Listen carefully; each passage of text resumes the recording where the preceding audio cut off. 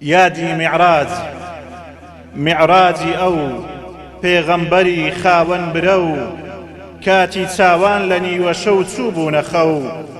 ئیسرا و میعراجی پێکرا بە گەشتی ناو ئاسمانەکان، ڕێز و ڕەواجی پێدرا.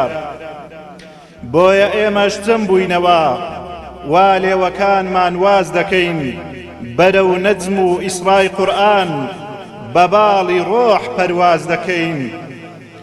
لە گوڵزاری نبووەتدا ئاهەنگی میعراج ساز دەکەین. کاتێک کە مەکە دژوار بوو، دەمی ناحەز چزووی مار بوو. 12 ساڵی ملبلانی پڕچێشە چێش، هەزارەها درک و داڵ و ئازار و ئێش بۆ تۆی سەروەر هێنرایە پێش. ئەو دەمە بوو پەروەردگار فەرمانێکی بۆ دەرکردی، بە موعجیزەی میعراجەکەت تاجی ڕێزی خاتەمی پێغەمبەرانی لەسەر کردی. لە ئاەتی مەکنونی خۆی پیشانی دای زۆر بەوردی، کۆچی دەڕۆژی تائیفت نمونەی پەیامداریتە، مناجاتی لای باخەکەت بەڵکەی دڵکۆڵەواریتە.